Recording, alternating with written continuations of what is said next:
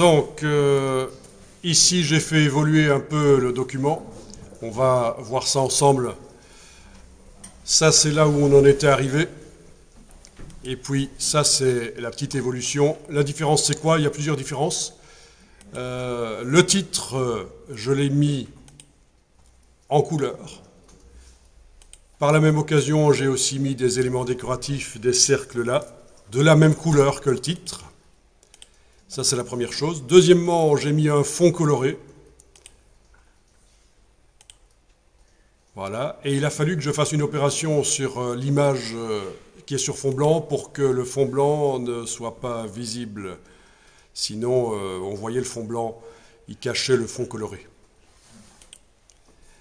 Quoi d'autre? Ça, c'est déjà pas mal.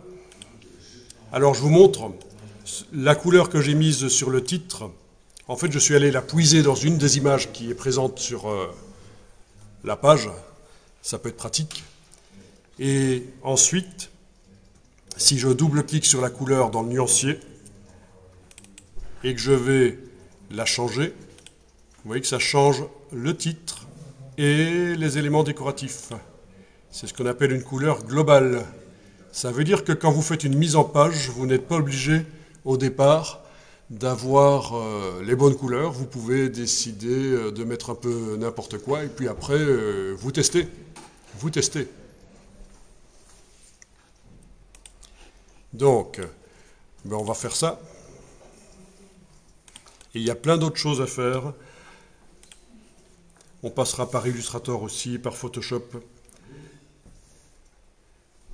On va voir les gabarits de pages, on va ajouter à un certain moment des pages, parce que vous vous souvenez, quand on a fait le document, on a choisi qu'il n'y ait qu'une seule page, on aurait pu choisir qu'il y ait 16 pages, par exemple, mais là, on va en ajouter manuellement après, faire un document à plusieurs pages.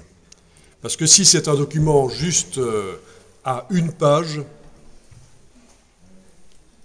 avec de l'autre côté de la page, rien qui est imprimé, c'est du blanc, c'est ce qu'on appelle une plaquette. C'est un espèce de grand flyer.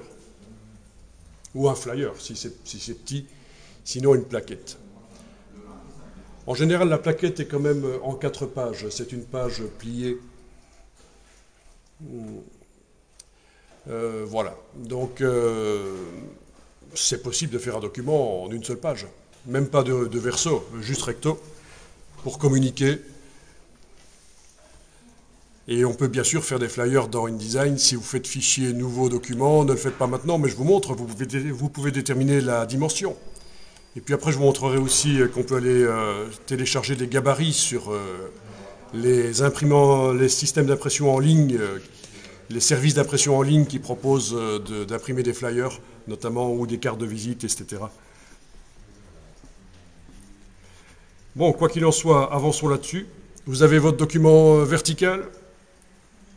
Mettez de côté votre document horizontal.